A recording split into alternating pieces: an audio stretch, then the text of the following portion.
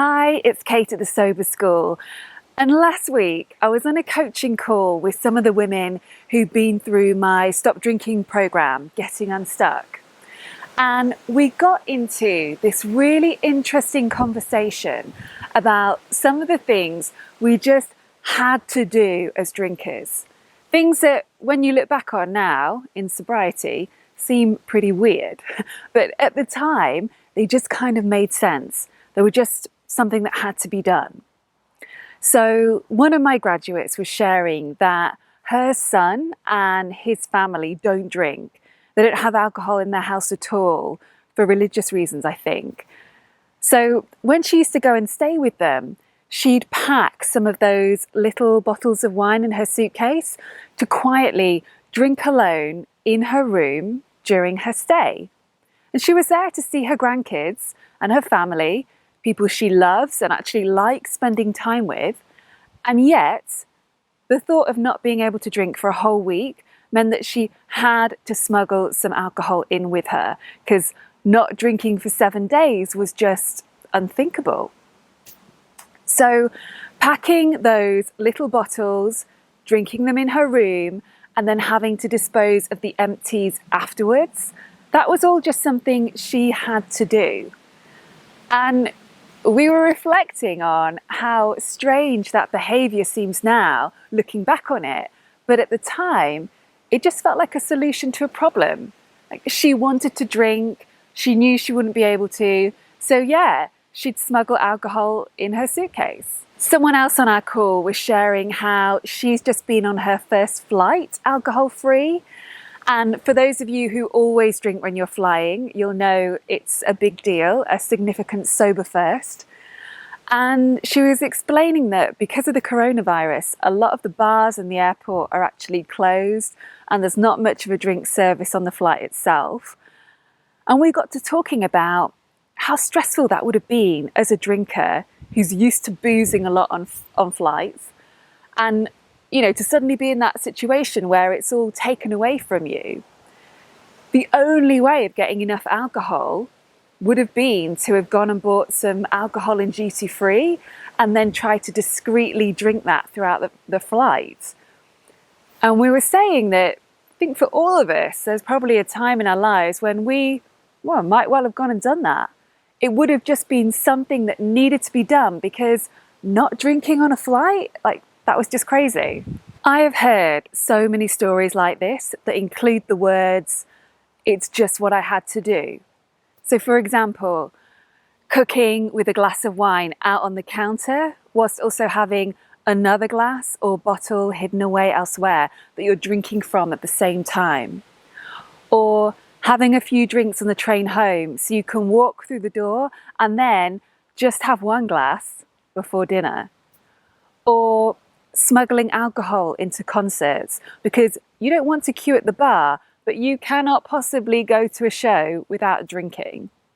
Or picking a different restaurant because the one you plan to eat at doesn't serve alcohol and really you're more interested in the booze.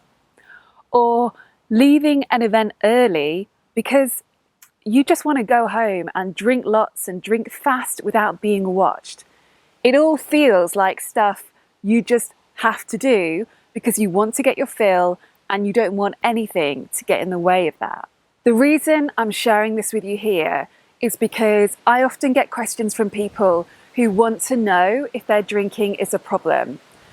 And I know how confusing it is when you've built a life that looks great on the outside and you're keeping the show on the road and you're so far away from that cliched stereotype of a problem drinker, and yet alcohol is causing you problems and you feel like you're sitting on this big, dark secret. So when we're in that worrying, figuring out stage, we tend to do a lot of Googling and we fill out those long online questionnaires that are supposed to tell you whether you are drinking too much. And maybe we fill them out a few times, putting in some different answers until the result we want comes out the other end. But I guess what I'm saying is that when it comes to figuring out whether your drinking is a problem for you, you don't actually need a questionnaire to spit out some results.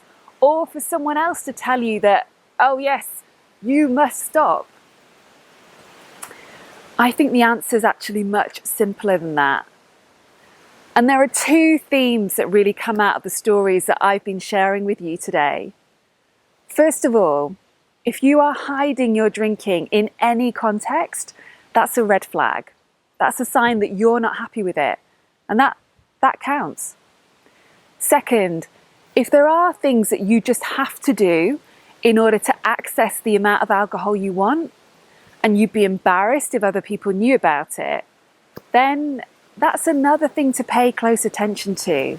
That's an important clue that all isn't well.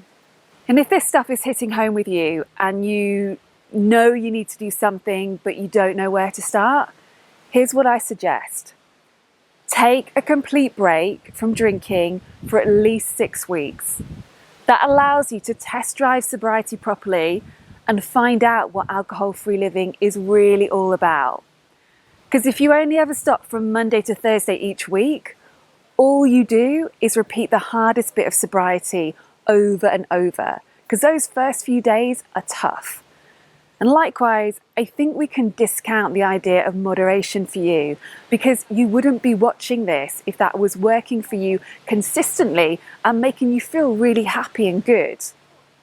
In fact, I'm going to link beneath this video to 2 blogs I've written about Monday to Thursday sobriety and why moderation sets us up to fail in the long term. If you suspect that alcohol might be holding you back or making you miserable, then give yourself the gift of taking a proper break from booze. And it's completely up to you what you do at the end of your break. I mean, in 2013, when I stopped for 100 days, I definitely thought I'd go back to drinking. But look what happened. When I gave sobriety a proper chance, it turned into one of the best things I've ever done. And I decided that I didn't want to give this lifestyle up. So I'd love to know if what I'm saying today resonates with you. Have you been hiding your drinking? Has there been something else that's made you think, you know what, perhaps it is time for me to change? Scroll down and let me know in the comments, and I hope you have a great week.